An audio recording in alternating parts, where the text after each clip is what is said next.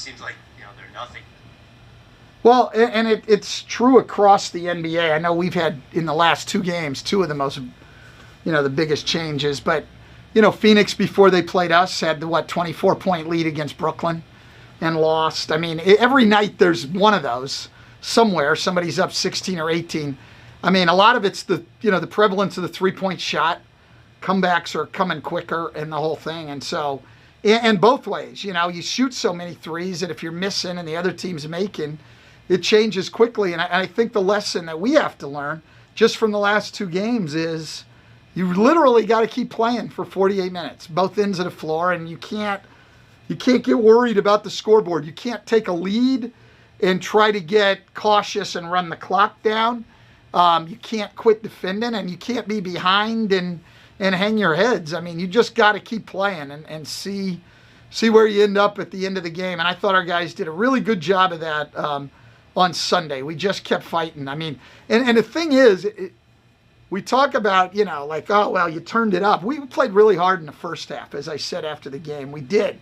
We just made too many mistakes on offense, and we fouled some jump shooters, and we missed free throws, and we got behind. But we played hard defensively the whole game, and then probably did step it up just a bit in the fourth quarter, but it took us 48 minutes of playing really hard defense and figuring out some things offensively to get to a point to have a chance to win. And so that's what it's going to take. Yeah, you've obviously got two guys up for All-Star contention tonight. Just what do you think about the work Zion and B.I. have done this year to have such special seasons up to this point? Yeah, I mean, they're both having all-star level seasons. There's absolutely no question about it. But as I went through my ballot the other day, besides the 5 starters, I had 13 or 14 guys that I thought were all-stars in the West, all-star reserves, and we can only vote for 7. So that becomes the problem, and especially when you're a team below 500, you just don't know if you're going to have enough to get 2 guys on there or even 1 guy on there. I mean, there's a lot of really good players in the West, and every one of our teams has guys, and a lot of them have multiple guys that are deserving all-stars, and so they're not all going to get on. I mean, it's really, really hard to make the all-star team in the NBA. I mean, baseball, you have to have somebody from every team. It's a little bit different. But in basketball, it's hard. We have 15 teams in the West, a lot of good players, and you're getting 12 spots. I mean, it's a hard thing to do. Hey, Coach, this is Ollie Cosell. I'm curious, did you feel like you discovered something in that last game by going small, by playing Nicola Melli at the 5? I don't think we discovered anything. I mean, early in the year we were playing that lineup some. I mean, it certainly gives us another option. But I don't know if we discovered anything. But it worked well for us. I mean, even though Nico didn't make shots, his defense was good. He moved the ball, all the things we know he could do. Plus, the threat of his shooting did open up the floor a little bit for Zion and Brandon, Zion in particular. So that was a help. Coach, Andrew, one more time. The alley-oop in general is just such a fun play. You have a pretty good duo here with Lonzo and Zion, but you also had Dwight when he was in Orlando.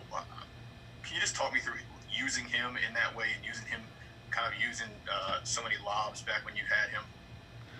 Well, I mean, when you have guys like that, it's such a threat because,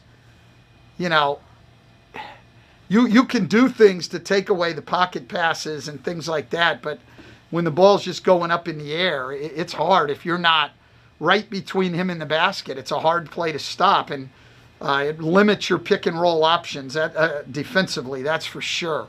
When you have guys like that, we had a couple the other day with Robert Williams against us. It's a tough play to cover. And to cover it, what you've got to do is pull in from the weak side and get a body on that guy, but then that opens up 3-point shots. So the threat of that lob, I think, is one of the hardest things to cover in the pick and roll game. And obviously, So has been playing at a really high level the past few weeks. Just what have you kind of seen from him, and just up to this point, and the way he's been able to improve his game and make such a bigger impact, over these, I guess, up to the last month. Yeah, no, it's fantastic. The last 12 to 15 games since we got off that West Coast trip. Part of it is he had been hurting. He missed some games on that West Coast trip. He got healthy. So I think that was a big part of it. He's shooting the ball really well. I think he's playing more aggressively offensively, trying to get in the paint more, pushing the ball faster in transition, not just throwing it ahead. That's all been good. And then the last game against Boston in particular, not only did he defend well on the ball, but, he was the most active I have seen him off the ball and really helped us save a lot of points, a lot of shots. We pointed it out to everybody on the film today as sort of a teaching point for other guys. So, and then he hadn't been turning the ball over.